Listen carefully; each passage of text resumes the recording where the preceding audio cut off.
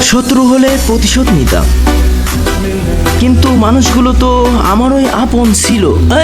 ছিল, এখন আর নাই ব্রাদার।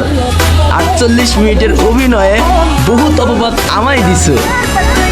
ভাবছো কি আমি হেরে গেছি, আমি হারাই গেছি? নো ব্রাদার, আমি হারাই নাই, আমি আসি। ইনশাল্লাহ আমার হকের জন্য আমি লড়বো, আর ইনশাল্লাহ এই লড়াইতে আমিই জয় হব, কারণ আমি সত্য কথা বলেছি এবং আমার কাছে যথেষ্ট প্রমাণ আছে। গাইস, তোমাদের উদ্দেশ্যে একটা কথা বলি, বাংলাদেশ টপ 48 মিনিটের ভিডিওর মধ্যে যেই টপিকটা তোমাদের কাছে সত্য মনে হয়েছে, ওইটাও ইনশাল্লাহ আমি মিথ্যাতে পরিবর্তন করে দেব। এতটাই সত্য প্রমাণ আমার কাছে আছে। জাস্ট আমার ভিডিওর অপেক্ষায় থাকো। ভিডিও এডিটিং চলতেছে, ইনশাল্লাহ শেষ না করে ঘুমাবো না, থামবো না। যদি বেঁচে থাকি ইনশাল্লাহ এই সমস্ত অপবাদ এবং বাংলাদেশ টপ ওয়ানের তলে তলে মির্জাফরি এবং বেমানে দুর্নীতি সমস্ত কিছু আমি উবাইদুল ভাই একাই তুলে ধরবো ইনশাল্লাহ।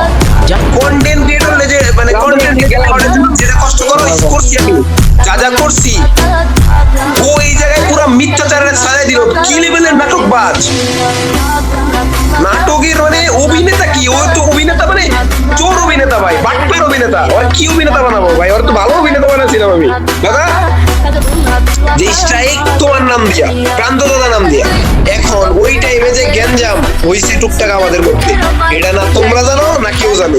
ওটার মধ্যে জানে কি কি? আমি, প্রান্ত দাদা, মাহফুজ ভাই, আলিফ, আমাদের এই যে টিমমেট ছাড়া কেউ জানে না, স্পটমেট ছাড়া কেউ জানে, ওবায়দুল ভাই জানে। তাহলে আমাদের মধ্যে কোন সোনার স্ট্রাইকার আছে যে ফেক স্ট্রাইক মারতে পারে আমাদের? অবশ্যই তো ওবায়দুল ভাই কারো না কারো টাকা দিছে, প্রান্তর নাম দিয়ে জানি স্ট্রাইক মারি, যে বলে দিয়েছে যে প্রান্তর নাম দিয়ে স্ট্রাইক মার। নইলে স্ট্রাইকারও যারা আছে, সাপোজ আমার কেউ ফেক স্ট্রাইক দিলাম, মাইনে দিলাম, কিন্তু প্রান্ত দাদা নাম কেন আসবে ওই টাইমে? যে এই টাইমে যে কেচাল প্রান্ত দাদা নিয়ে এটা কে জানতো? আমরা স্যার কেউ জানি।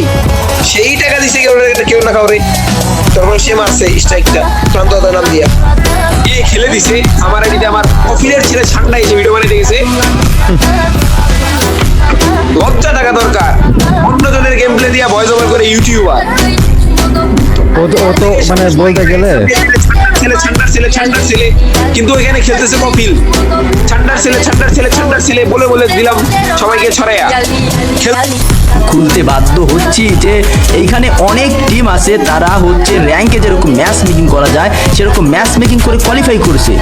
এখন তো সবাই বলবে কি রে ভাই, এটা কি আসলেও সত্য? আমার কলিজা কত বড় দেখছো ভাই, সরাসরি একদম অফিসিয়াল টুর্নামেন্টের কথা বলতেছি। সত্য না হলে এমনি বলছি, প্রমাণ না থাকলে এমনি বলছি। তো যাই হোক, আমি গ্যারেনার যারা মডারেটর আছে বা দায়িত্ব আছে তাদেরকে একটা জিনিস বলবো, র্যাঙ্ক বসে কিন্তু ম্যাচ মেকিং করা যায়। এই টুর্নামেন্টের ভিতর কি করা হয়েছে? ম্যাচ মেকিং করা হয়েছে। এইখানে একটা টিমই 8টা প্লেয়ার রেডি করছে। 8টা প্লেয়ার রেডি করার পরে এক টিমে হচ্ছে একটা জোন পুষার রাখছে, আর অন্য টিমে তারা যারা খেলবে অফিসিয়াল টুর্নামেন্ট তারা অংশগ্রহণ করে তারা ম্যাচ মেকিং করছে। একই ম্যাচে কিন্তু কয়েকবার চেষ্টা করলে অবশ্যই তারা পড়বে। যখনই একই ম্যাচে পড়ে গিয়েছে, তো যেই টিমে জোন পুষার নেওয়া হয়েছিল ওই টিমের জোন পুষ দিয়ে অনেক টোকেন কালেক্ট করছে, আর হচ্ছে ওই টিমের যে 3জন ব্যক্তি আছে তাদেরকে শুধু রিভাইভ দিছে, আর ওই 3জন ব্যক্তি ওই একই স্কোয়ারের সামনে নামছে, ওইখানে হালকা ফাইট মাইটের অভিনয় করছে, মরে গেছে। আপনাদের এইটা বের করতে হবে যে কোন টিম জোন পুশ করতেছে, কোন টিম থেকে জোন পুশ করতেছে, এইটা আগে বের করতে হবে। তাহলে আপনারা ধরতে পারবেন। কিভাবে পারবেন?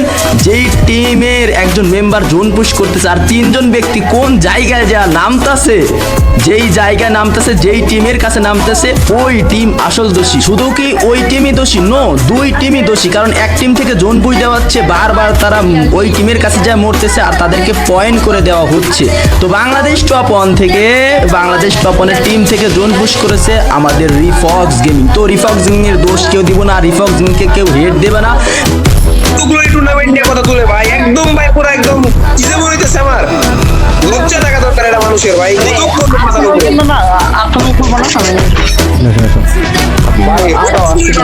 কোন সমস্যা কথা তুললো ভাই? অন্যান্য লজিক নয়, বুম বাম বুঝাইছে, এত গাহা মিথ্যা কথা কেন করে হইলো? গাইস, তোমরা কিছু ট্রেলার শুনলা, ঠিক আছে? আরো কিছু কথা শোনো, আমি এখন কিছু বলতেছি না, আরো কিছু কথা শোনো। এখানে আর অনেক অনেক অনেক কিছু হয়েছে ভাই, অনেক। অবাকও লাগতে পারে যে মানুষটা নিজে ছিল কোনো গেম প্লে, যে মানুষটা নিজে কখনো গেম খেলতো না, আর কত নাটক বানাবো ভাই? চ্যানেলটা ডিলিট করো, আর নাটক দেখতে ভালো লাগছে না। তারপর একটা এলিগেশন দিল আমার টিমে আমি অলিউল্লাহ ফারামিকে কেন দিয়েছিলাম প্লেয়ারকে নিয়েছিলাম, তারা টিম প্লেয়ার নিয়ে আমার স্কোয়াড বানাইছি, এই না সেই না ব্যাং চাঙ্গা বিজাবি তারা টিম প্লেয়ার। আবার রাদের মতো ইউটিউবারকে আমি ব্লক করে দিচ্ছি, কিন্তু রাত আমাকে যাইতে দিতে চাচ্ছে না। কেন না, আমি 3 বছর থাকছি, তার দুর্বলতা সব কিছু জানা আছে, সে কি করছে না করছে এই কমিউনিটিতে সব জানা আছে। আমি যদি মুখ খুলি বাংলাদেশ টপ 1 শেষ। আর এই বাংলাদেশ টপ 1 স্কোরের জন্য আমি কি কি করছি সেই কথা যদি আমি বলি, বাংলাদেশ টপ 1 সব ফ্যান ফলোয়ার আমার হয়ে যাবে, এই ভয় তার মনের ভিতরে কাজ করছে। কেন না, আমি বাংলাদেশ টপ 1 এর প্লেয়ার ছিলাম না, আমি বাংলাদেশ টপ 1 স্কোয়াডের একজন টিম মেম্বার বা টিম মেট ছিলাম। আমার ফেস্টিভ্যাল যদি আমাদের ওবায়দুল স্যার করে, ওবায়দুল স্যারের ফেস নিয়ে এমন এমন জায়গায় সিল মারবো, এমন এমন জায়গায় কাজগুলো করবো, আর এমন এমন জায়গায় এগুলা দিব, এমন এমন জিনিস করে রাখবো, বাংলাদেশে আসবে তোমরা জুতা দিয়ে রেডি থাকবা এয়ারপোর্টে যে আসো।